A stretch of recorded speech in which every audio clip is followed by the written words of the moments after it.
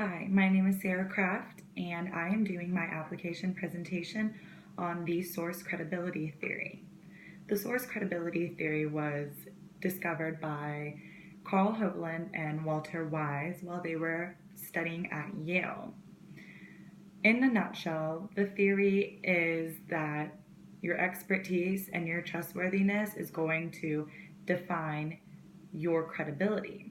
And they explain this in the book very shortly by saying that pretty much Peyton Manning in his credit card commercial, he was going to be trusted, and the viewers and the listeners were going to go buy that credit card because in football, Peyton Manning is good and he knows what he's doing and he's smart. And so since he's smart here, he's going to be smart there. And that's pretty much what the theory is going to be. One of the main concepts within the theory is going to be identification.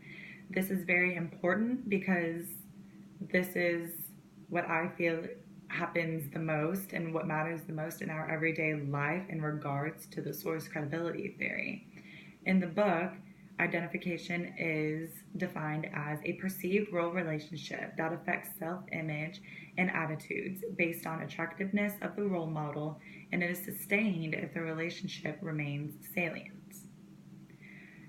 Now I'm going to move into my example of how this is used and what you can see this in real life. I'm a manager at a retail store, so I have a lot of communication with different people of all different types, asking all sorts of questions. And so communication is very important, and customer interaction in retail, I feel like, has a lot to do with the source credibility theory. For example, and this isn't as quite a scale as Peyton Manning, but if a customer has a question or a problem, they're going to ask who they think is competent and who is credible, and because they want to know the answer. If they have a problem, they're going to ask, they're going to ask who they think can help solve their problem. And so I think a lot of times that ends up being a manager, because say they do ask an associate and they know they're just an associate, they may not trust them for the simple fact that their title doesn't exude being an expert or being extremely trustworthy within the store and within the organization.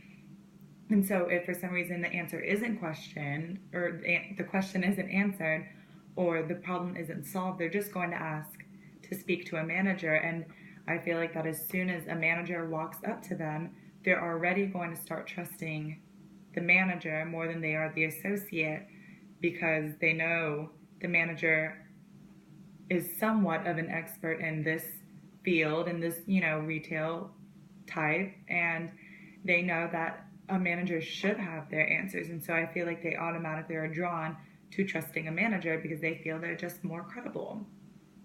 From this, I've inferred that the source credibility theory, for one, can just be seen in everyday life, everywhere, all the time. It doesn't matter if you're Peyton Manning playing football or if you're a young woman working at a retail store. It's just going to be seen. And people are going to choose who they trust based on what they think people know. And I think that's very important.